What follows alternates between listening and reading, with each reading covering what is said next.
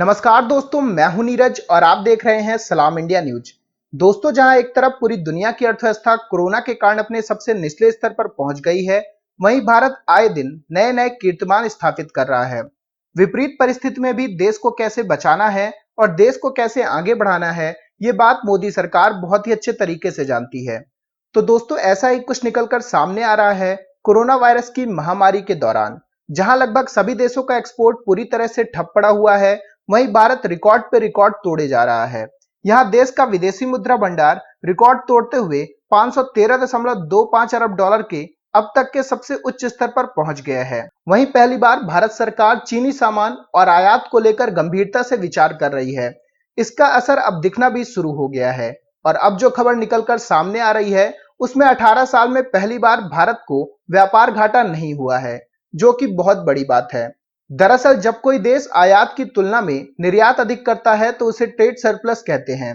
अब ऐसा ही कुछ भारत में हुआ है। 18 साल में पहली बार भारत में ट्रेड सरप्लस की स्थिति बनी हुई है और भारत को 790 मिलियन डॉलर का मुनाफा हुआ है।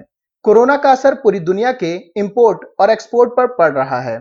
जहां भारत का इंपोर्ट घट रहा है, वहीं भारत का एक्सपोर्ट लगातार बढ़ रहा है।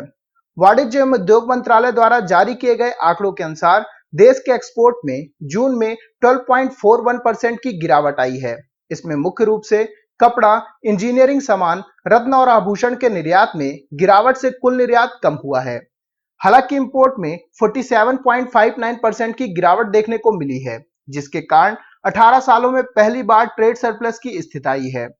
बता दें कि जून महीने में भारत ने 21 बिलियन का इंपोर्ट किया था, वहीं 21.79 बिलियन का एक्सपोर्ट किया है, जिससे भारत को 790 मिलियन डॉलर का फायदा हुआ है।